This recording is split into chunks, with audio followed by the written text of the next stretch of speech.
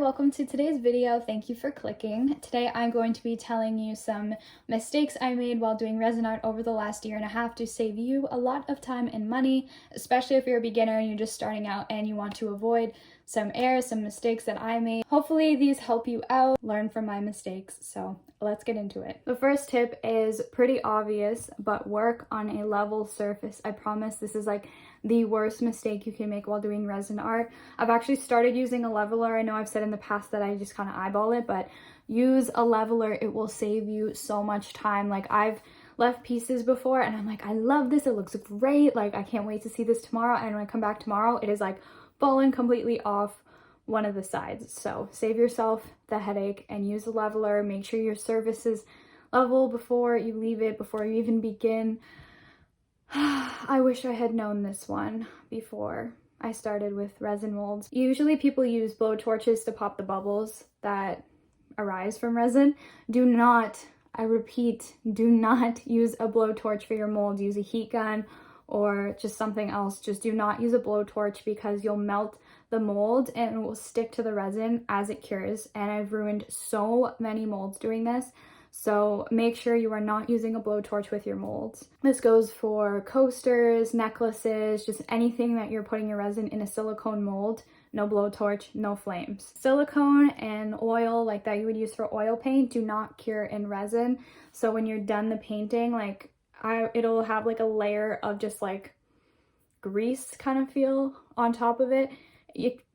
Oh, I had to burp. It can be wiped off, but just like make your life easier and maybe try not to use silicone or oil. I used to like using oil to separate colors, but now I just use alcohol, like rubbing alcohol, and I just spray it on if I want to separate something because alcohol does cure in resin. So silicone, oil, they just don't cure. I mean, it's not going to ruin the piece, but it's just annoying. You'll have just like this greasy kind of finish on top.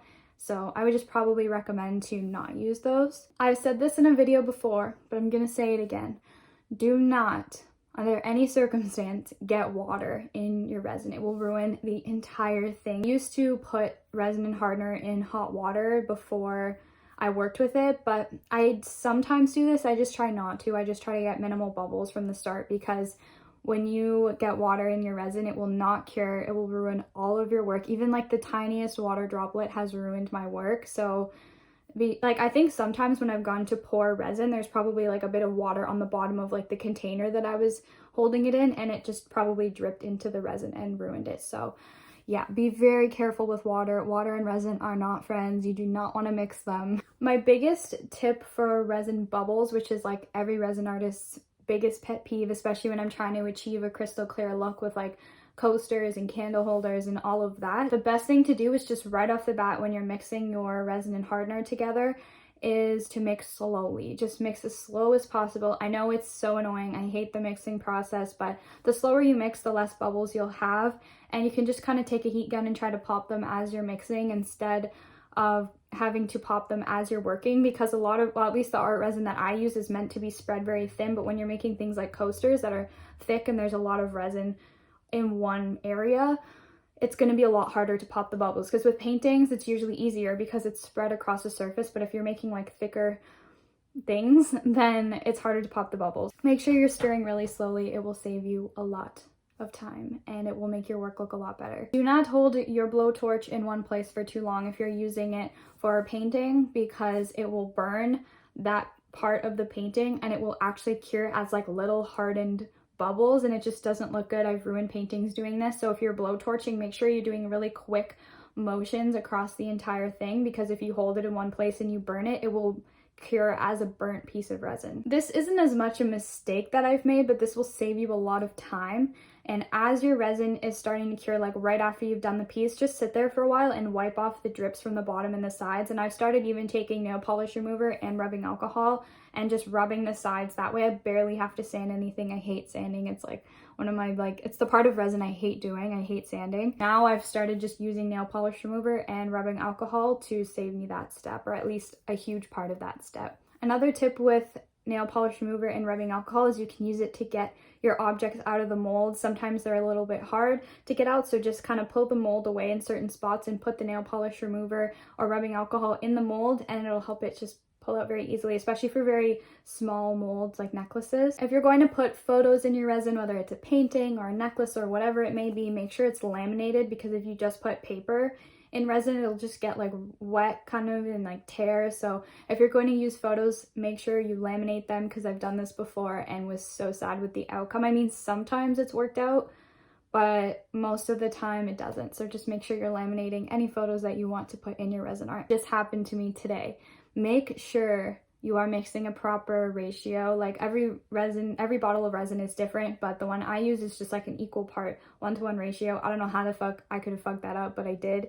And none of my coasters worked out. I think I just ruined my last candle mold, but I think what I must have done is either not mixed it properly or accidentally put too much hardener, too much resin. So just make sure you're following the ratios and you're mixing well. I know it seems very obvious, but I've been doing this for 1.5 years and I just fucked it up last night. So it can happen, so just be very careful. If you are a resin artist, this tip also seems very obvious, I know.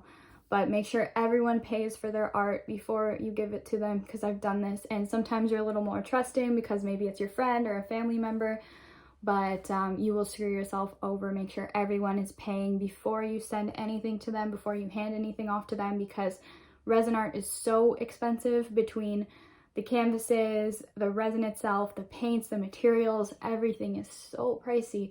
So if you don't get paid for even one project, that really puts a damper in what you do. So make sure that everybody is paying. Make sure you're telling them what the payment's going to be around before you make it, because some people can't afford it. So I totally understand that. Not everybody has the money for that. Like, I don't even have the money for that. I understand, it makes sense, but you will screw yourself if you don't get payment first. I don't want to see anyone getting gypped out of their hard-earned work and their beautiful art. Make sure you're getting your money first.